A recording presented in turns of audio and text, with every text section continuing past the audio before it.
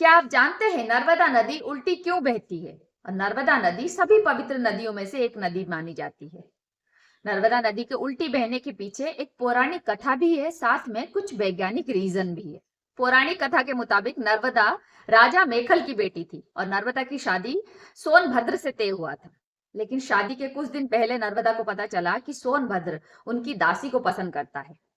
इस बात का पता चलने के बाद नर्मदा बहुत ज्यादा टूट गई थी और साथ में नर्मदा ने बहुत कोशिश करी सोनभद्र को समझाने की, लेकिन लाख कोशिश करने के बाद भी सोनभद्र नहीं माना। तब नर्मदा ने गुस्से में आकर आजीवन कुंवारी रहने का फैसला लिया और फिर उसके बाद नर्मदा ने अपनी दिशा ही बदल दी। और यही वजह है नर्मदा नदी के उल्टी बहने की। नर्मदा नदी के उल्टी बहने के वैज्ञानिक कारण है उसकी रिफ्ट वैली। इसका मतलब यह है कि नदी के बहने के लिए जो ढलान बनती है वो उल्टी दिशा में है। इसीलिए अगर हम वैज्ञानिकों का माने तो इस वजह से नर्मदा नदी उल्टी बहती है।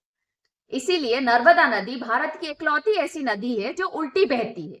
और नर्मदा नदी हमारे देश की 5वीं सबसे बड़ी नदी कहलाती है। इसीलिए नर्मदा नदी आकाश की बेटी और भारत की सबसे पवित्र नदी में से एक माना जाता है।